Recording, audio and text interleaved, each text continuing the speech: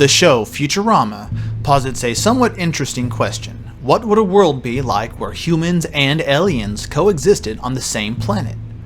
While the show is a satirical comedy, it does beg the question, what if such a world was real? It seems like another worthwhile exploration to look at. With many characters on the show, some seeking a sonic original, others going about their daily life, it is an interesting setup for a possible future we might live in one day.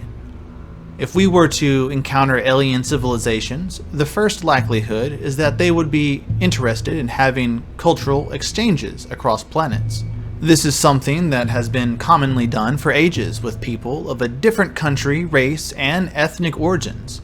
It dates back to the days of the conquistadors and colonizers. However, these days, the exploration does not include slavery and is done via embassies and ambassadors. It would not be uncommon to think that immigration and migration between two planets would not start with the building of goodwill foundations between both worlds. If Earth was able to build such a sonic original foundation, what might it be like to have alien neighbors?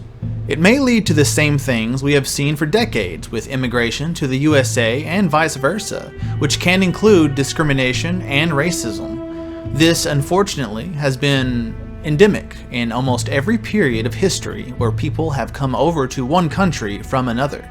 The native peoples are not always willing to accept their neighbor, who is of a different origin. Yet, just like the melting pot scenario the US has found itself in for decades, this is something that would continue with aliens from another planet. They would assimilate into their new culture while continuing their old culture as well.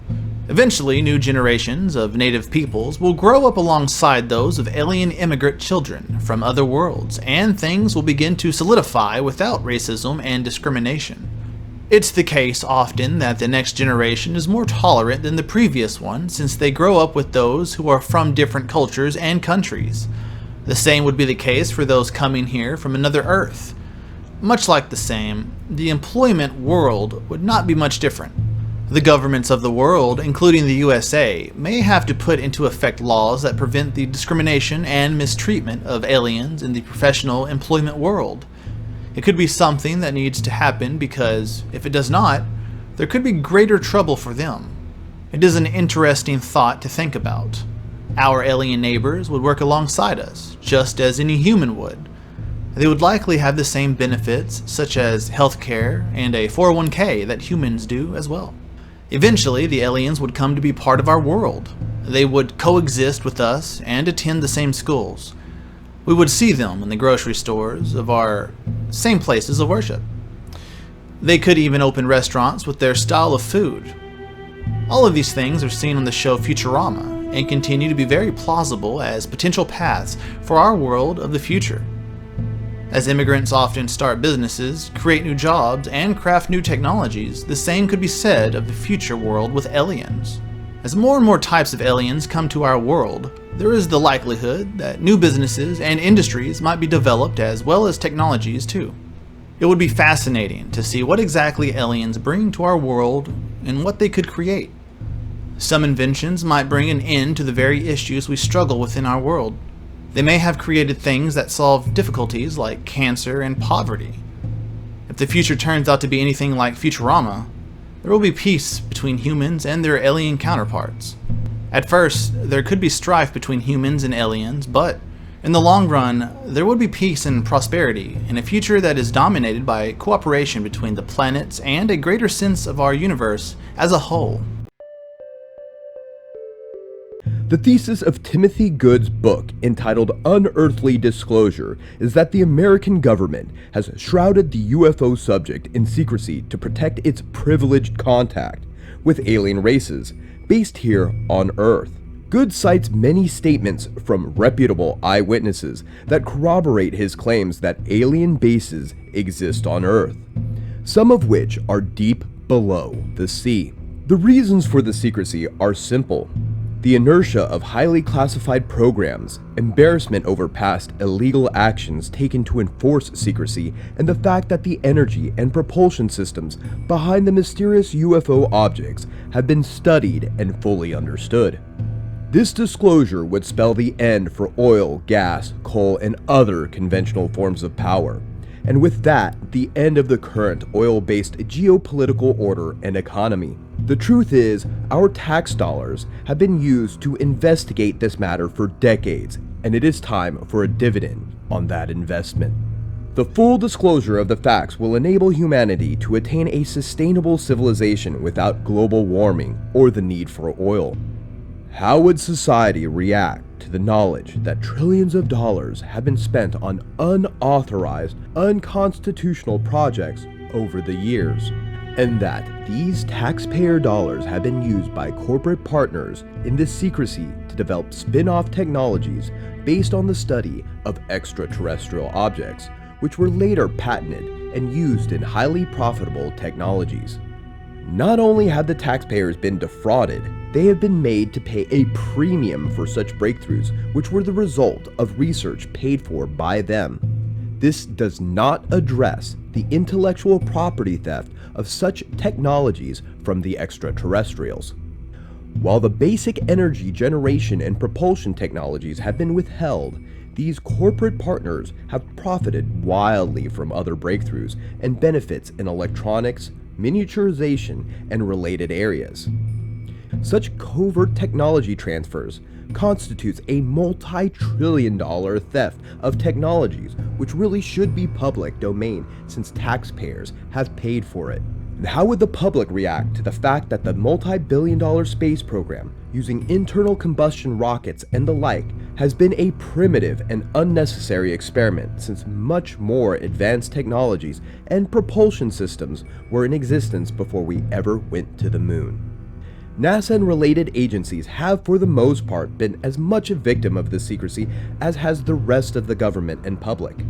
Only a small, very compartmentalized fraction of NASA people know of the real extraterrestrial technologies hidden away in these projects.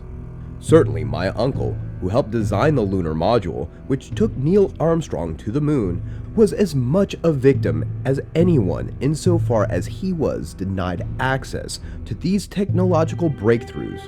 He had to rely on the old physics and the old internal combustion jet thruster technologies, just like everyone else. What a shame. The inescapable reality is this. This secret project, no matter how well intentioned initially, got carried away with its own secret power. It abused this power. It has hijacked our future for 50 years. And the scandal of this fact would result in such consternation in society and in government that its consequences can hardly be imagined. Indeed, it would well be cataclysmic from a social and political perspective. In fact, the quiet coup d'etat of the late 1940s and early 1950s, once exposed, could result in real instability today. But the situation is actually much worse than this. All that is written above is dwarfed by a larger problem. The covert group running these UFO-related black projects have also had exclusive sway over the early days of an embryonic extraterrestrial-human relationship. And it has been tragically mismanaged, nearly to the point of genuine global catastrophe. For what happens when an unelected, unappointed, self-selecting military-oriented group alone has to deal with interspecies relations between humans and extraterrestrials?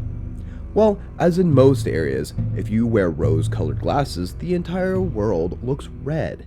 And if you are wearing military glasses, every new and uncontrolled development will be seen as a potential or real military threat.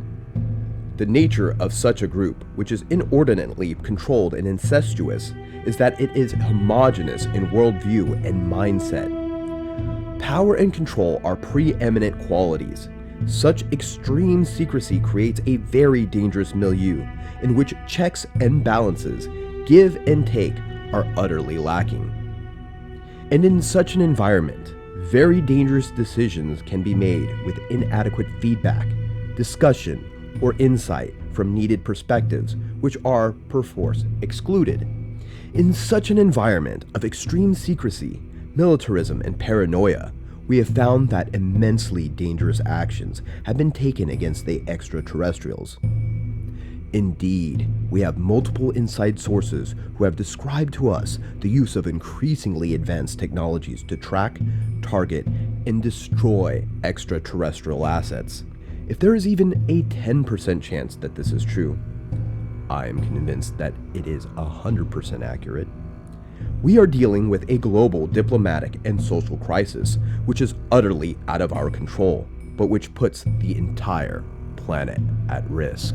If you enjoy this video and want to see more like it, please consider subscribing to us and hitting the like button.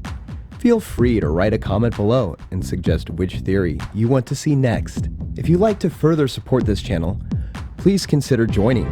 Our membership link will be found in the description box below.